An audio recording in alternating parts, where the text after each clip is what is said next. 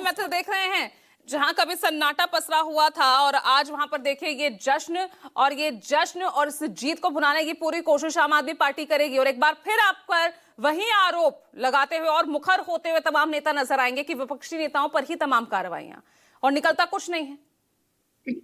देखिए, सबसे पहली बात तो मैं ऋषि, जो आपने पॉलिटिकल एनालिस्ट साथ में हमारे जुड़े हैं पैनल की, इनको मैं एक छोटी सी जानकारी दे दूं, थोड़ा सा पढ़ लिख लिया कीजिए भाई साहब। आप यहाँ कह रहे हैं कि कांग्रेस का स्टे जो है वो भी इस समय आम आदमी पार्टी के समर्थन में है। जरा बताइए, पहली कंप्लेंट किसने की थी? किसने की थी? कांग्रेस के प्रदेश अध्यक्ष ने की थी ना। बीच में मत बोलिएगा सर प्लीज। तो आपको पहले अपनी इतिहास को जानना चाहिए। पप्पू गांधी वाले जो आजकल चिरकुट चढ़ गए हैं ना, उनको कुछ पता तो होता नहीं है, वो केवल और केवल बोलना चाहते हैं। मेरे सवाल पर आइए।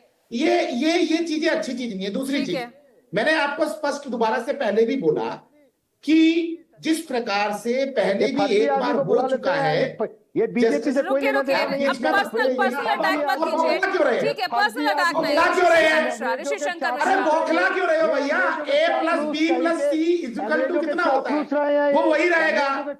ऐसा नहीं है कि आप यहाँ थाली का बैंगन बन के आपकी ऋषि शंकर मिश्रा और सूर्य मैथिल, ऋषि शंकर मिश्रा और सूर्य मैथिल रुकिए। देखिए, एक बार में एक ही शख्स प्लीज बोले, और पर्सनल अटैक मत कीजिए। कुछ करेक्ट वो आपको कर रहे थे, नहीं, अगर वो कुछ करेक्ट कर रहे हैं तो ठीक है ना।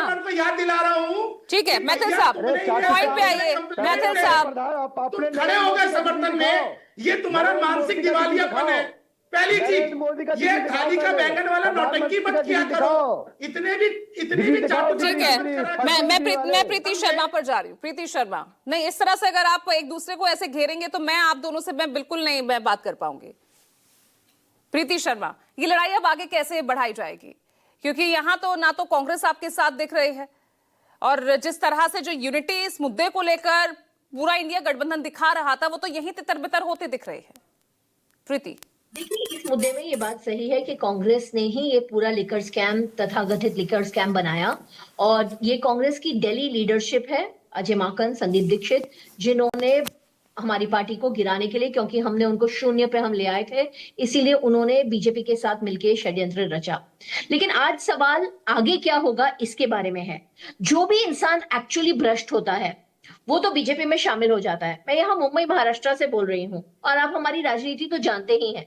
जैसे ही किसी की ईडी पे फाइल पहुंचती है, तुरंत वो जन बीजेपी में शामिल हो जाता है। पूरी की पूरी पार्टियां तोड़ दी जाती हैं, घर परिवार तोड़ दिए जाते हैं, और लोगों को बीजेपी में लिया जाता है।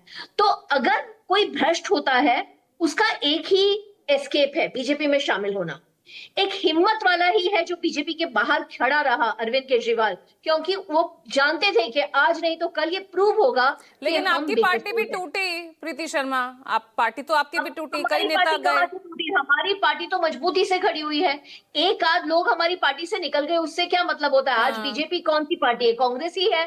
कांग्रेस की कितनी सारी तो कांग्रेस कितनी बार टूटी है। यहाँ पे महाराष्ट्र में राष्ट्रवादी कांग्रेस बनी, बंगाल में तृणमूल कांग्रेस बनी। पार्टियां तो टूटती हैं, हमारी पार्टी नहीं टूटी। हमारे नेता अब तो हर पार्टी का ये तराना हो गया है ना, चुनाव से पहले आया राम और गया Ram. It's very normal.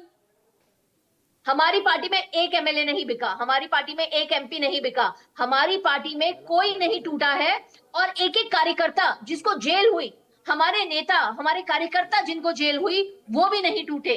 Jail में एक भी आम आदमी पार्टी का कार्यकर्ता या नेता नहीं था जिसने बोला कि हाँ मैं बीजेपी मैं शामिल हो जाता हूं और कोई आरोप लगा देता हूं। ये हमारी पार्टी की सच्चाई है। यहाँ पे एक एक कार्यकर्ता इतना कर्मठ है। अरविंद जी और मनीष जी की आपने तो देखी ही है जो यातना उन्होंने भोगी। संजय सिंह ने, विजय नायर जैसे इंसान, एक यंग युवा इंसान, युवा नेता, उसके 2 साल 2.5 साल चुरा लिए। चलिए ठीक है, अमित पांडे भी मेरे सहयोगी अमित पांडे जुड़ गए हैं। प्रीति जी, मैं वापस आपके पास लौट रही हूँ, क्योंकि सवाल इतने हैं और उसका जवाब ढूंढना जरूरी हो गया है जब इस तरह के मामले सामने आ रहे हैं कि विपक्षी नेताओं के खिलाफ ही क्यों ये कार्रवाई। एक बार फिर विपक्ष इसके साथ, और खासतौर से आम आदमी पार्टी, मुखर होती नजर आएगी। चंडीगढ़ में अमित पांडे हैं। अमित, यहाँ तो खूब हलचल दिख रही है, मिठाइयां बट रही हैं, डांस हो रहा है। शाम 4 बजे अरविंद केजरीवाल प्रेस कॉन्फ्रेंस भी करने वाले हैं, वहां क्या माहौल इस वक्त? जी बिल्कुल पूजा, तस्वीरें अगर सबसे पहले दिखाएं तो चंडीगढ़ में भी आम आदमी पार्टी का जो दफ्तर है वहां पर भी ढोल नगाड़े जो हैं वो पूरे तरीके से दिख रहे हैं। बिना ठीक से इन्वेस्टिगेशन किए किस तरह से आरोप लगाए हैं भारतीय जनता पार्टी का, प्रधानमंत्री नरेंद्र मोदी जी का आज सच पूरे देश के सामने आया।